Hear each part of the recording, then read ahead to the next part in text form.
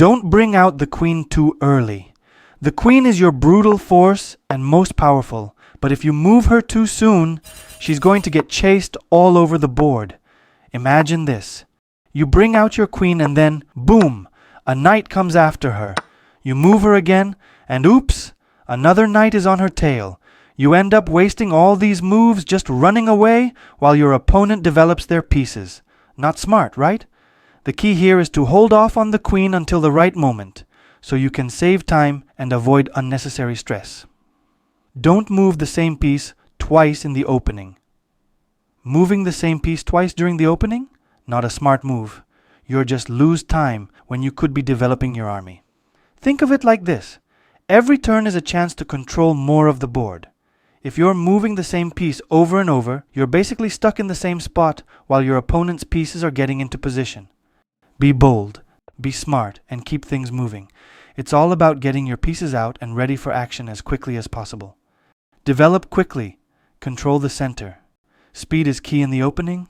I think yes, if you want to get your bishops, knights, and queen off the back rank and into play fast. Why? Because once your pieces are out, you're in control. Also, don't forget to castle early to connect your rooks and keep your king safe. A grandmaster probably said something like, develop or die, and they weren't kidding. The faster you develop, the better your chances of smashing your opponent's king later in the game. Avoid double pawns. Double pawns? Not ideal. This happens when two pawns of the same color end up on the same file. They can't protect each other, making them super vulnerable. It's like leaving two soldiers in battle with no backup. And trust me, it gets even worse if you end up with tripled pawns. That's when things really fall apart. Stick to clean pawn structure and avoid these awkward situations. The king becomes powerful in the endgame. In the opening and middle game, king is just chilling, protected, and out of the action. But once the endgame hits, your king turns into a key player. It's time to bring him out. A more active king can make all the difference in grabbing those last few pawns and turning the tide in your favor.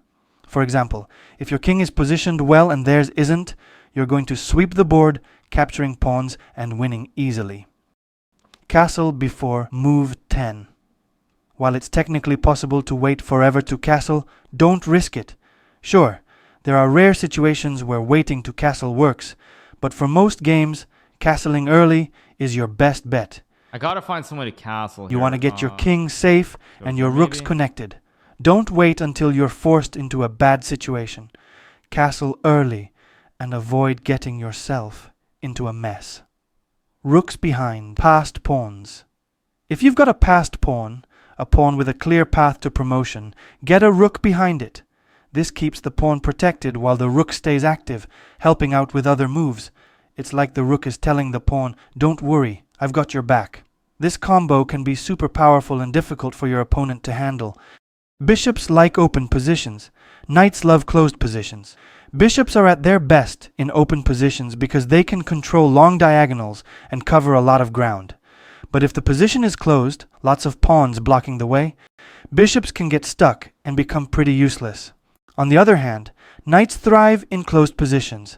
They can hop over pieces and get to squares that no other piece can. In open positions, though, knights are slow and struggle to keep up. So think about the position before deciding which piece to rely on. Backward pawns. A backward pawn is one that's been left behind, while its brothers have either moved ahead or been captured. This makes it an easy target for your opponent, as it's often left without protection. Backward pawns can weaken your position, so try to avoid getting into a situation where you have one. Don't move pawns in front of your castled king. The pawns in front of your castled king are like bodyguards. Don't mess with them unless you're sure it's safe. If you push these pawns at the wrong time, you're opening the door for your opponent's pieces to come crashing through and attack your king. Keep them in place to protect your king from danger. Always play en passant when you can. En passant isn't just a chess move, it's a way of life. Seriously, if you get the chance to play en passant, take it. It's a rare and satisfying move. In fact, in one game, Bobby Fischer had the choice between checkmating his opponent or playing en passant. And being the absolute legend, he chose en passant. Sure, he sacrificed the game, but hey, style points, right? Don't trade bishops for knights, most of the time. Here's a general rule. Bishops are usually better than knights, especially in open positions. Bishops have long-range power, while knights move slower and cover less ground. Even if trading your bishop for a knight gives your opponent doubled pawns, it's often not worth it. Bishops can surprise your opponent from afar, so think twice before giving one up. Knights before bishops. When you're starting the game, it's usually better to move your knights first. Why?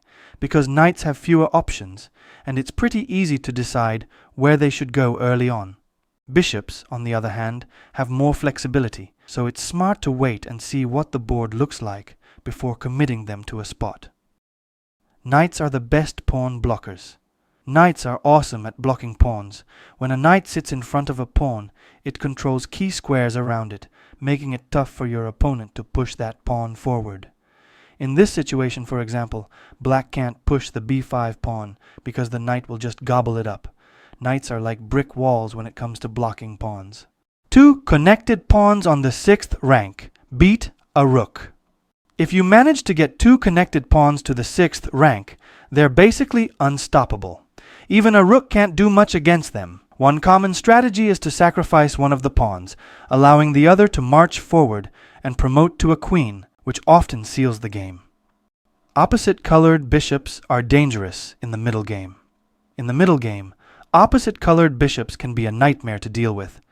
Because one bishop controls light squares and the other controls dark squares, they often can't defend against each other's attacks. This creates opportunities for devastating attacks, sometimes even leading to unstoppable checkmates. Opposite-colored bishops are drawish in the endgame. In the endgame, it's a different story. When both players have opposite-colored bishops, it's much harder to win. That's because each bishop controls different squares, so they can't really interact or attack each other. In many cases, this leads to a draw, even when one player is up material. Rooks love open files. There are 3 types of files: closed, semi-open, and open. Rooks are pretty useless on closed files where they can't move freely, but on open files, rooks can dominate, controlling long stretches of the board and putting pressure on the opponent's position. So always look to place your rooks on open or semi-open files to maximize their power.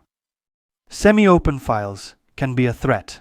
If you're missing a pawn on one of the files, that file becomes semi-open, and it can be a great spot for your opponent's rooks to attack.